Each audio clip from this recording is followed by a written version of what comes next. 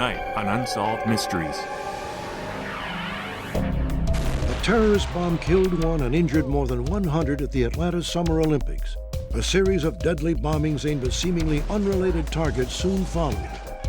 Authorities now believe a single man was behind each of these brutal attacks, and they need your help to bring him to justice.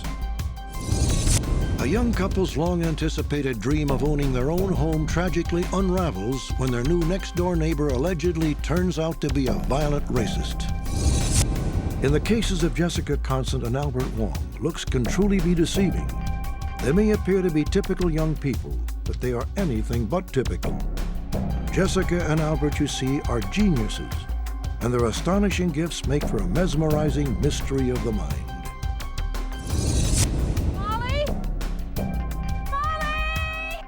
When her daughter Molly disappeared from the local pond, Maggie Bish was paralyzed by grief. But now she will stop at nothing to find out what happened to Molly.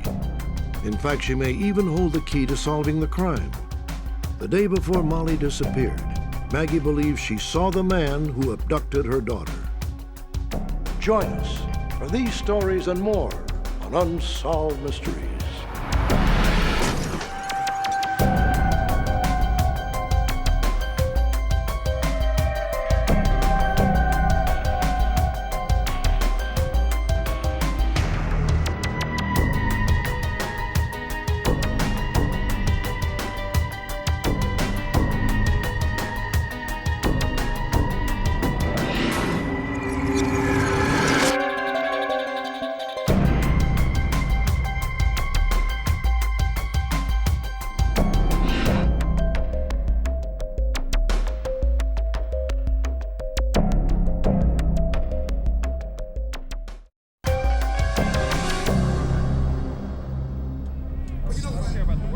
Centennial Park, Atlanta, during a 1996 Summer Olympics. 6 months later, at daybreak, a clinic in suburban Atlanta.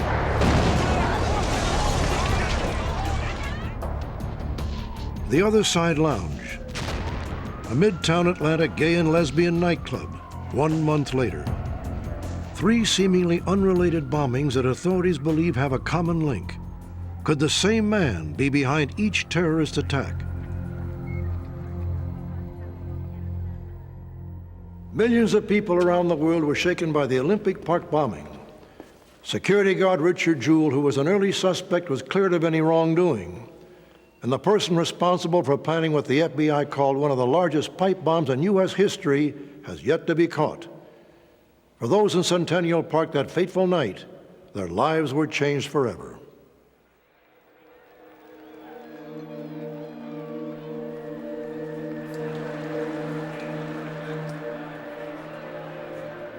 Fallon Stubbs and her mother, Alice Hawthorne, were visiting from Albany, Georgia. The last-minute trip was a 14th birthday gift for Fallon. We were enjoying the moment, enjoying the people. It was an experience like no other.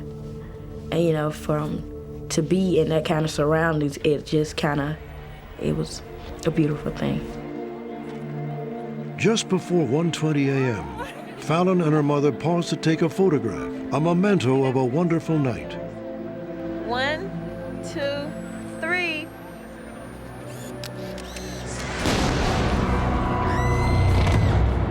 The massive explosion knocked Fallon and her mother to the ground. After the explosion, it was chaos. You never forget that moment afterwards, and I ran towards anybody who could help. Hold on. I need to calm down. Here. I probably got about 15 feet away from my mother, and they was like, lay down. And I was like, my mother, somebody's gotta help my mother. 44-year-old Alice Hawthorne had died instantly from injuries sustained in the attack. Although hundreds were injured, she was the only person killed by the bomb planted at Centennial Park. A task force of federal and state investigators was quickly assembled to apprehend the terrorist behind the vicious attack. Over the next 7 months, Atlanta was subjected to 2 more bombings, but an even more disturbing trend had developed. bomber was now planting a secondary device, apparently designed to harm police and rescue personnel who responded to victims of the first bomb. Adding to the frustrations of police, investigations did not indicate a specific suspect.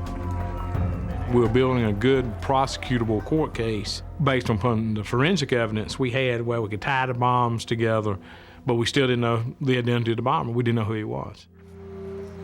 FBI and ATF technicians meticulously reconstructed the devices and found forensic links between all three bombings. In the wake of the third incident, authorities received letters from the so-called Army of God claiming responsibility for the last two bombings, attacks on a family planning an abortion clinic and on a gay and lesbian nightclub. In the letters, he got into the components of the bomb, which had not been made public at that time, so we knew the letters were written by the bomber. Those who participate in any way in the murder of children may be targeted for attack. We will target sodomites, their organizations, and all those who push their agenda. We will target all facilities and personnel of the federal government.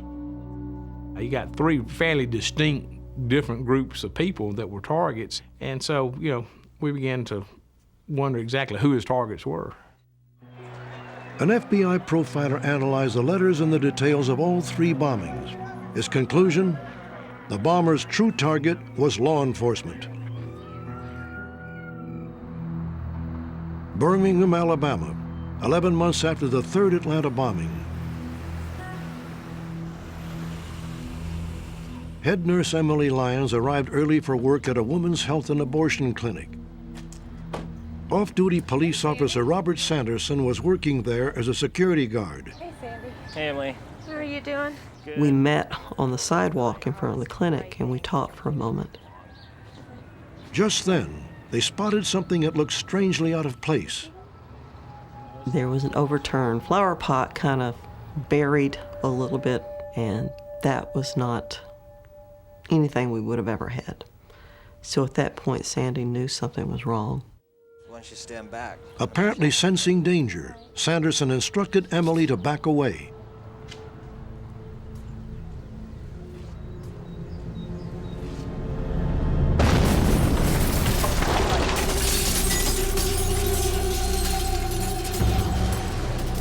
The explosion killed security guard Robert Sanderson instantly. Emily Lyons lost her left eye in the explosion. Dozens of masonry nails and screws tore through 90% of her body. Robert Sanderson left behind a wife and two sons. He had been a Birmingham police officer for 8 years. Task force members immediately believed the man they were hunting had achieved his objective, the murder of a law enforcement officer. Just to play it safe. But this time the authorities caught a break. Forensics would later reveal that the bomber had detonated this device by remote control, which meant one thing: the bomber was there. That increased his chances of killing police officers, but it also directly increased his chances of being identified and caught. Just after the explosion, a witness saw a man walking away from the scene. When the man removed a wig and discarded it, the witness became suspicious and began pursuing him on foot. The witness observed the suspicious man getting into a pickup truck, and before losing him, relayed the license plate number to police. A small pickup truck. The gray Nissan truck was traced to a man named Eric Rudolph, who resided in western North Carolina. A warrant was issued for the arrest of the 31-year-old Rudolph.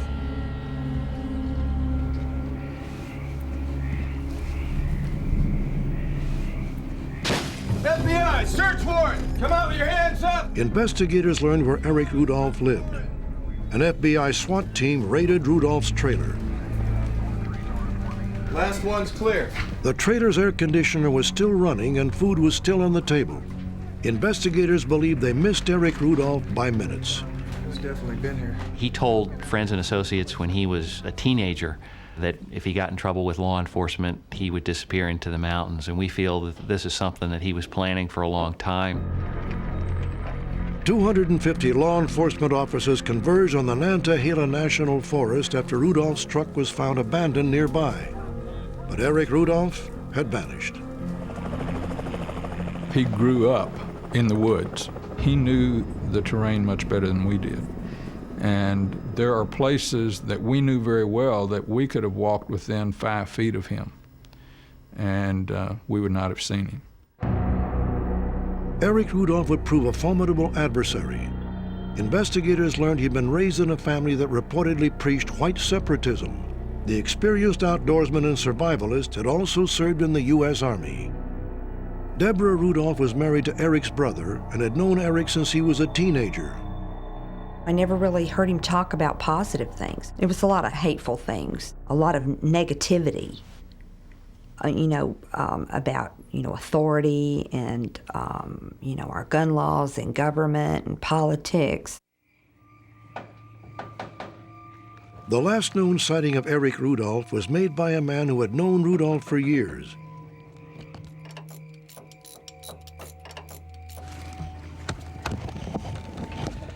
George Nordman was a local health food store owner who lived in a remote mountain cabin. What the hell are you doing here? I need your help, man. When Eric approached him about food stuff, George made the decision not to help Eric, and I believe became somewhat frightened of him. 2 nights later, Nordman's home warehouse was raided of several hundred pounds of food and his truck was stolen. It was believed Rudolph had made a return visit. Eric Rudolph has not been seen since July 1998. Eric Rudolph was not a joiner. We found no evidence that he ever was a member of a militia. He was someone who had a streak of paranoia about him. He also liked being alone. So we don't believe that any group is helping him. I think this is a game to him. He wanted to be in Special Forces. He wanted to be a mercenary. He is a one-man army, and he has got the authorities running around looking for him, spending millions of dollars. The alleged victims of Eric Rudolph's bombs have moved on, but will never forget. The end for me will be to find him, and it'll be a beginning of a whole nother book, but it'll be an end to that book. And I'll just sign and be like, it's a long time coming, long time coming.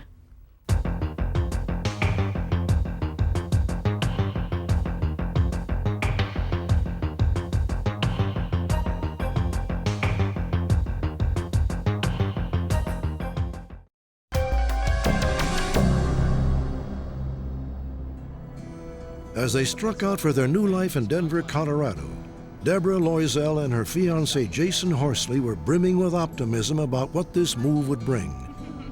Having been raised in rural areas, the college sweethearts were excited by the prospects of living in a big city for the first time.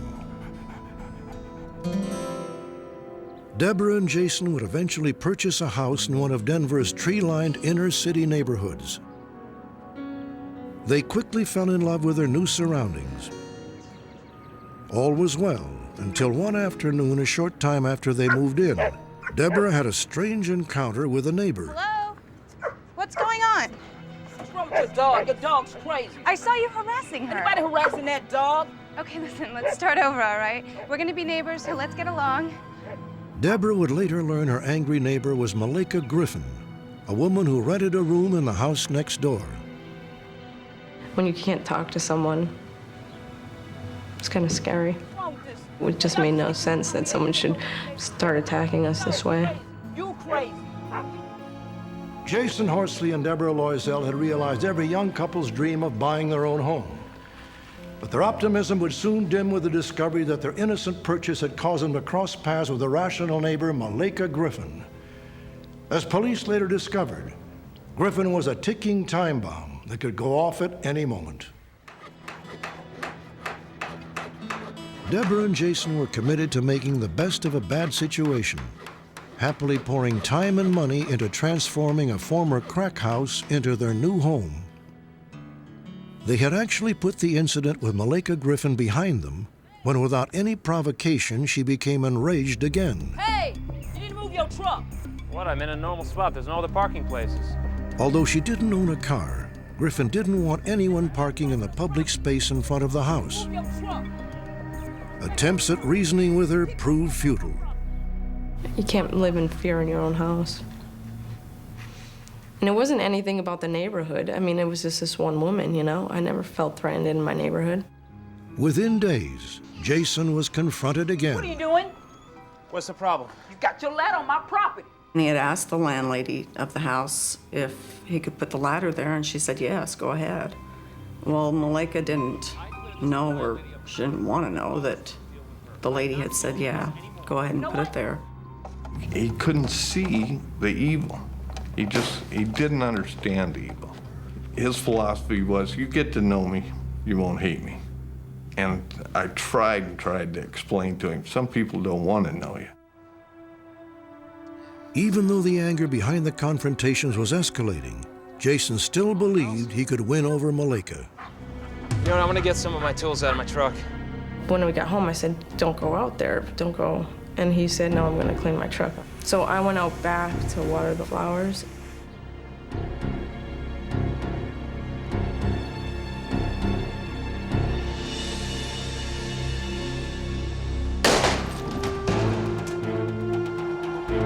Jason, are you okay? What happened? Oh my God. There was no doubt in Deborah's mind who was responsible. He's been shot. He's been shot. Oh We my gotta God. get him. A neighbor drove Jason to the hospital. The bullet had caused extensive internal injuries.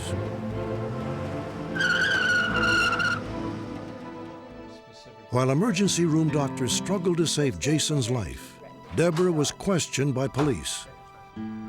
We just got word from the hospital. Jason didn't make it. I'm sorry.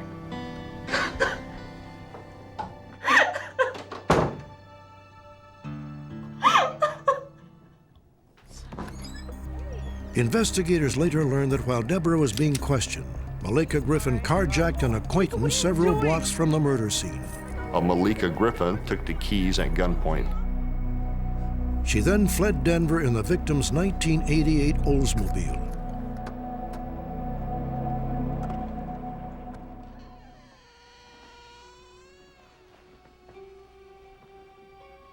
When Denver police searched the home of Malika Griffin, detectives were stunned by what they found.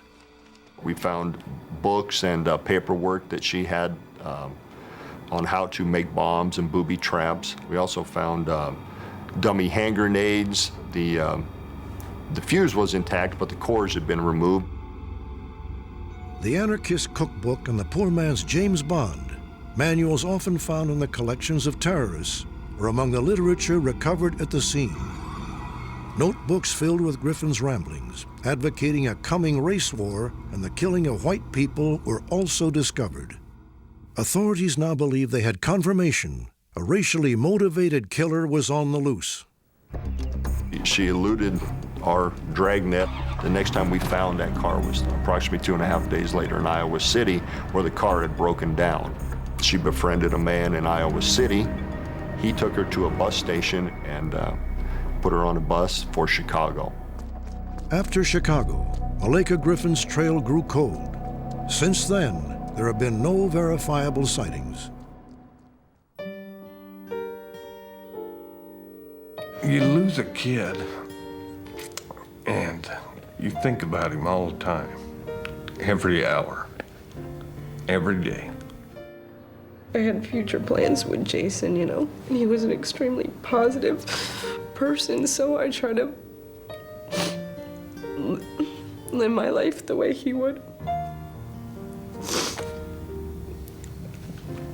I'm not gonna feel sorry for myself, and I keep going on.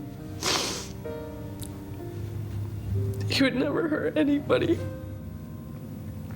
And I don't believe I'll meet someone like him again.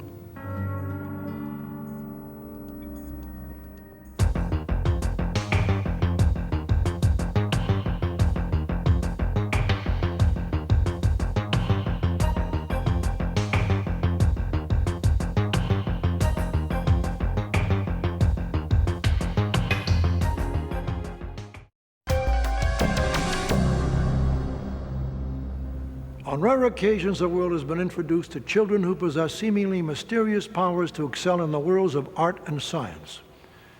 Mozart began composing at the age of 5. Bobby Fischer competed with chess grandmasters when he was only 6. The incredible talents of such young geniuses have fascinated and puzzled scholars for centuries.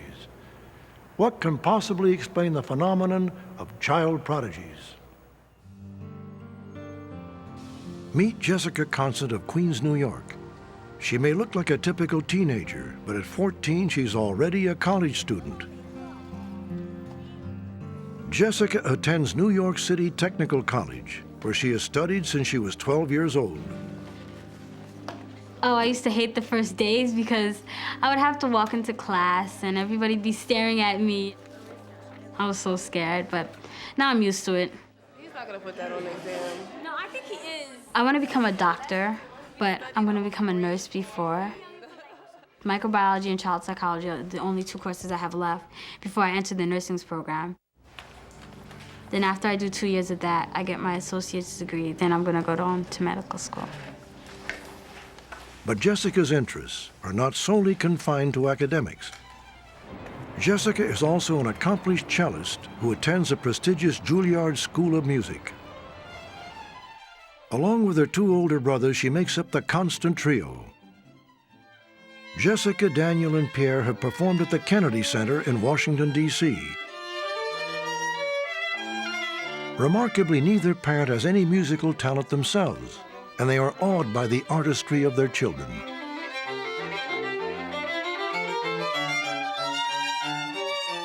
Sometimes when I look at the kid playing, I wish I could be the one playing instead of having to listen. I never thought I would have it in my own house. When I see the kids doing trios together, it's fantastic. It's kind of like a dream come true for me. What mysterious set of circumstances contributes to a child having such extraordinary talents? David Henry Feldman, professor of child development at Tufts University, has studied the phenomenon of child prodigies. What causes prodigies? Seems to be a combination of timing and talent and the right circumstances, all occurring during the same moment and sustaining itself for at least 10 years. So a prodigy is a child with unusual talent who appears in a society that has value for that talent. Feldman notes that very few scientific studies have been performed relating to child prodigies. The knowledge base is extremely limited. Recently, a change has been observed in relation to the gender of the typical prodigy. However, that change may be a matter of media publicity. There have historically been more boys than girls who have been called prodigies. In recent years, that has tended to reverse itself such that there are now pretty much an equal number of boy and girl prodigies in music.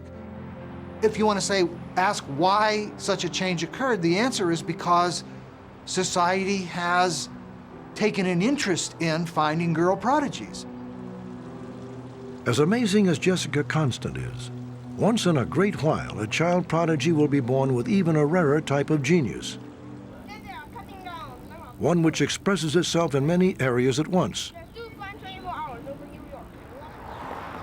At age 12, Albert Wong of Carrollton, Texas, is so smart he no longer attends school at all. Albert is already an accomplished violinist, teaches himself a wide variety of subjects from college textbooks, and is famous in the world of music as a concert pianist.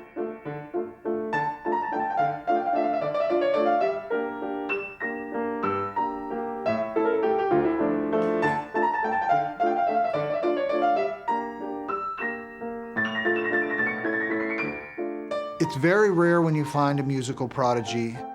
It's very rare when you find a child who is so talented at academic work that they need to move at such a rapid pace.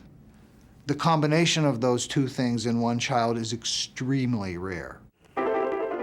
Each appears separately, infrequently. The combination appears almost never. Albert Wong first displayed his mysterious musical talents when he was just 3 years old.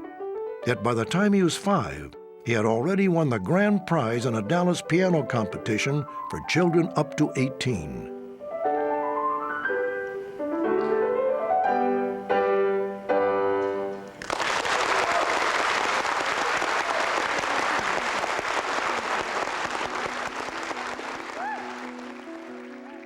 Wanting to nurture their only child's mystifying gift, Albert's parents took him shopping for a concert grand piano of his own.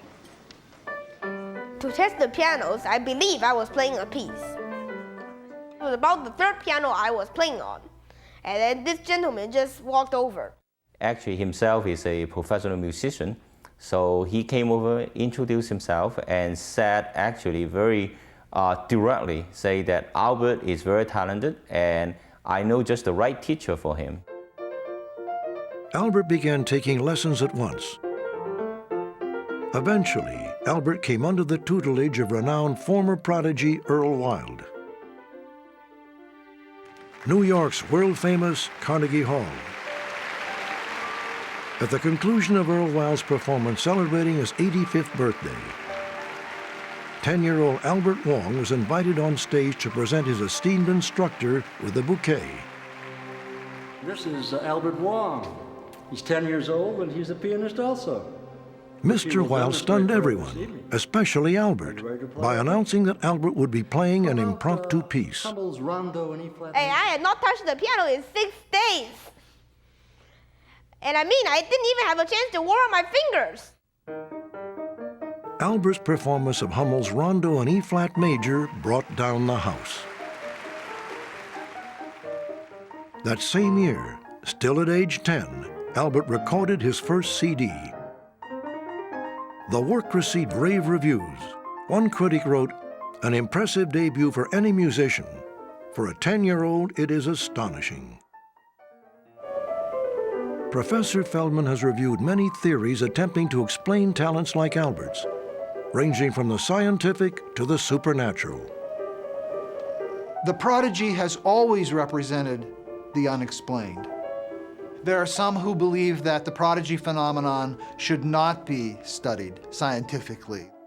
In the absence of an explanation that meets rational and scientific criteria, we look for an explanation wherever we can find one. And reincarnation is attractive because it seems to account for some of the unbelievable and unexplainable parts of the prodigy.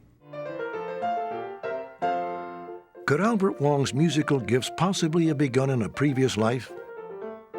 The mere notion seems incredible, but Albert himself does not dismiss a possibility of his own existence in a past life.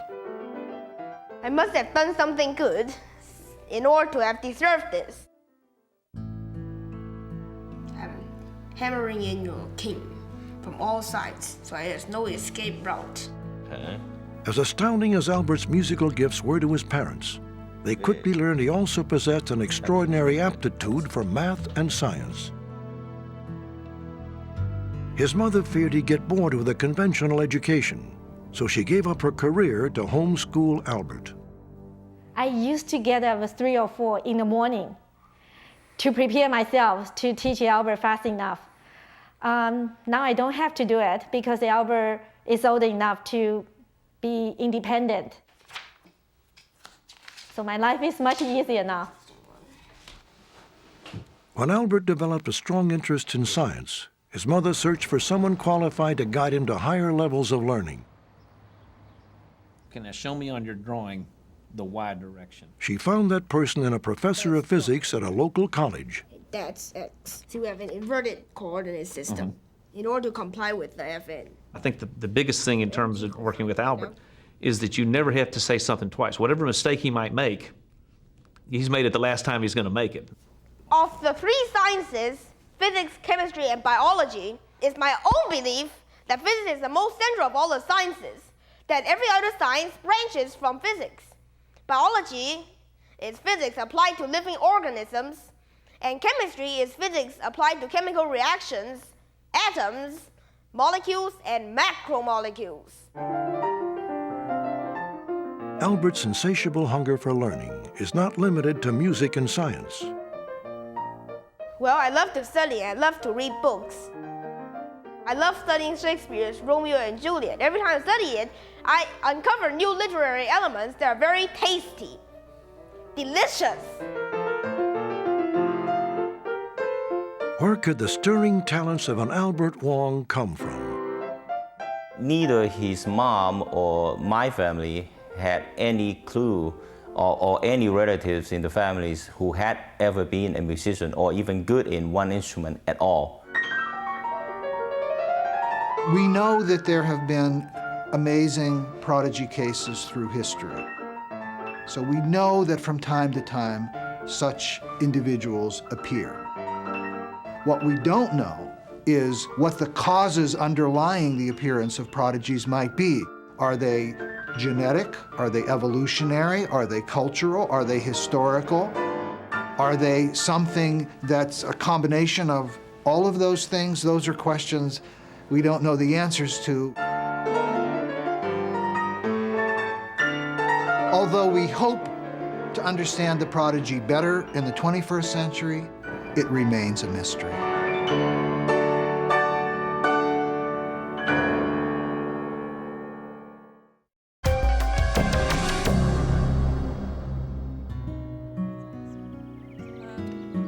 There are few places left in America where doors are always unlocked and parents have no fear of letting their children run about freely.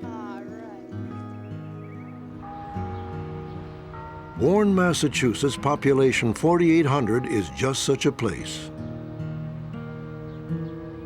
The town's rural charm and quaint innocence seemed the perfect tonic to the Bish family. Urban violence had suddenly invaded their neighborhood in Detroit. A young lady was followed one day after work as the facts unfolded, and she was abducted and was missing. And my husband and I thought, let's move to the country and find our peace and raise our children.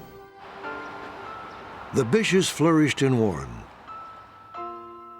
15 years after the move, the two older children went off to college, and the baby of the family, 16-year-old Molly, landed her first real job as a lifeguard at a nearby pond. I could think of worse jobs. Molly was very proud to be a lifeguard. She worked very hard for that, and she did get this position at the Warren Pond. It's a beautiful location, but it's surrounded by woods, and it is somewhat isolated. On June 27, 2000, Maggie accompanied Molly to the pond, said goodbye to her daughter, and returned home. 3 hours later, Maggie received an alarming phone call. Hello? No, she's not. She's at work. And I got a phone call from the local police who said that there had been no lifeguard all day, No, I dropped her off there myself this morning. and that Molly's belongings were on the beach, but there had been no Molly. Maggie rushed to the pond. She found her daughter's flip-flops, chair, and lunch sitting on the beach. Molly? There was no sign of Molly. Molly is not here. This one lady came up and she had a whistle on, You didn't see her? and she said, No, I've been here there's 3 been no hours. I lifeguard. heard I've been doing it all day. Nobody here. There's a lot of confusion. It was like a bad movie. Nobody knows what's going on. Molly!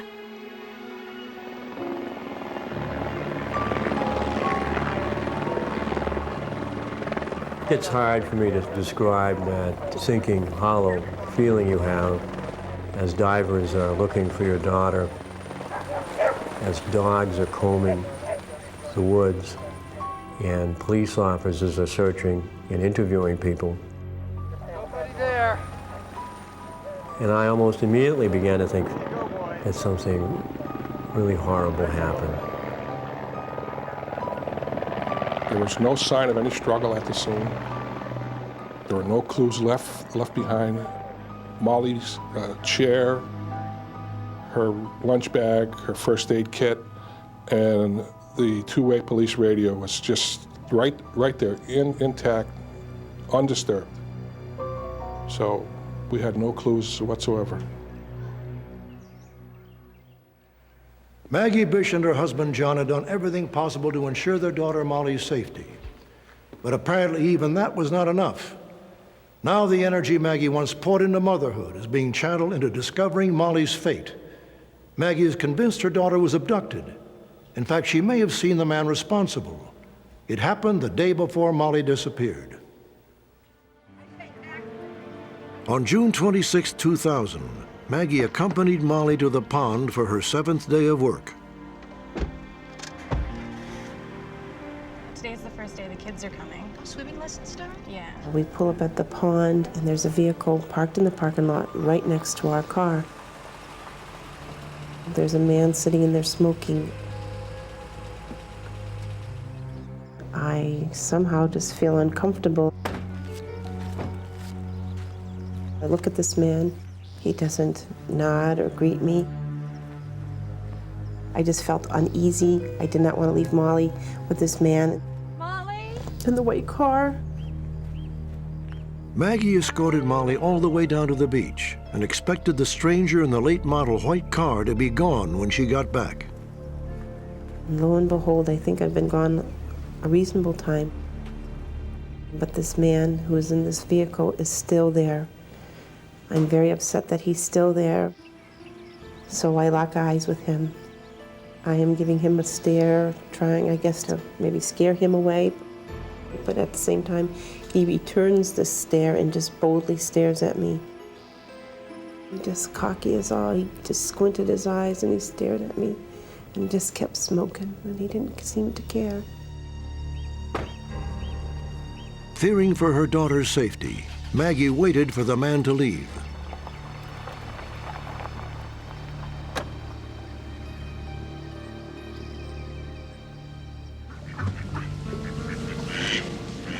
The following day, Maggie once again went with her daughter to the swimming hole. Have a good day, honey. Bye. The suspicious man was nowhere to be seen. Instead, there was a truck unloading sand for the beach. When I seen the sand truck, I realized that this was our local company. We know that they are businessmen in town, and I felt a relief. And that I could leave Molly, and it would be okay. But Maggie never saw Molly again.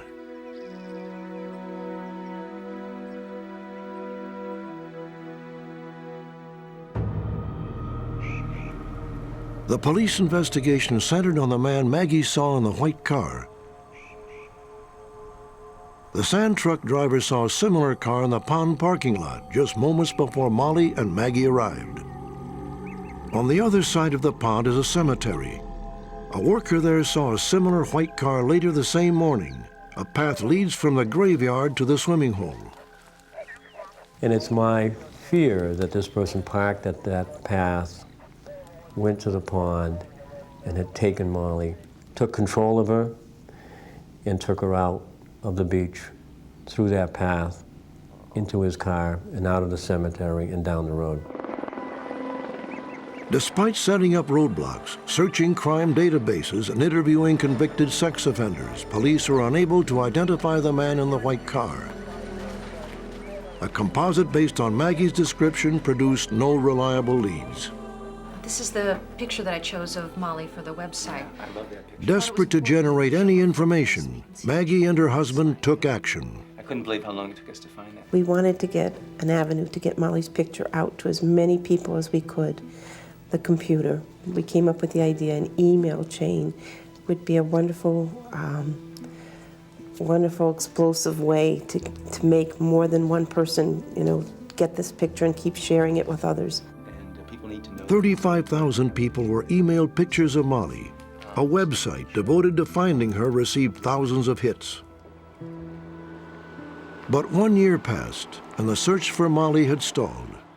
Maggie decided there was more she could do. Maggie? Boylan. She tracked down famed sketch artist Jean Boylan, who's worked on the Unabomber and Polly Klaas cases. I did. It was very uneventful for me. Jean agreed to meet Maggie at a local bed and breakfast with the hopes of producing a more accurate drawing of the man in the white car. So what was it about this man that drew your attention to him? When Maggie came in to work with me, what I tried to do, and what she was willing to do, was to talk about the positive aspects of her relationship with her daughter, which were plentiful. When she finally could fit into my shoes, she'd have It allows for that sense of relaxation, and then with that comes new information. Typical 16-year-old, huh? What else can you remember about this man?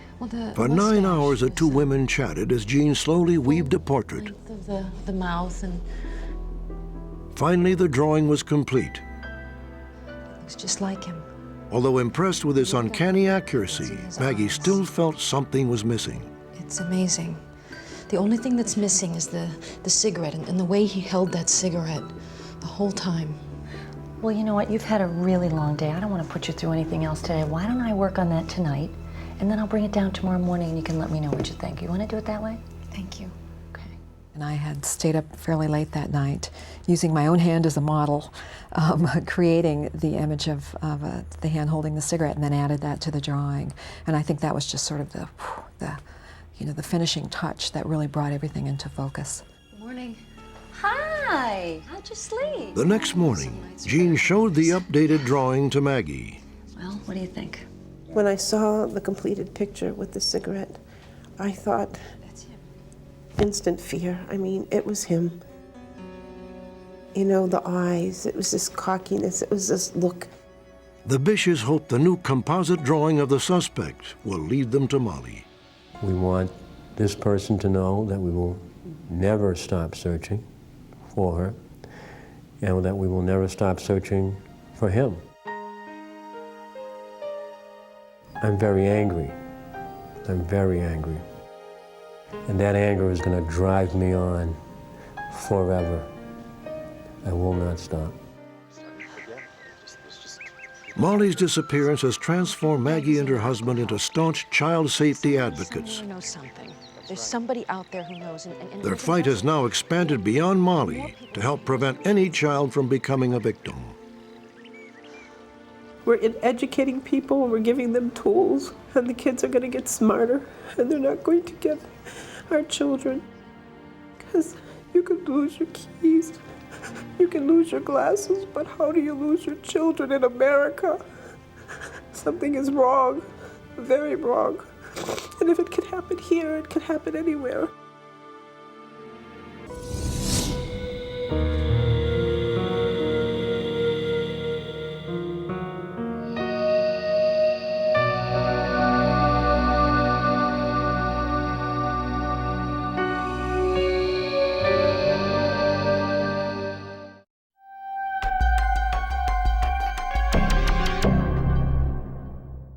Join me next time.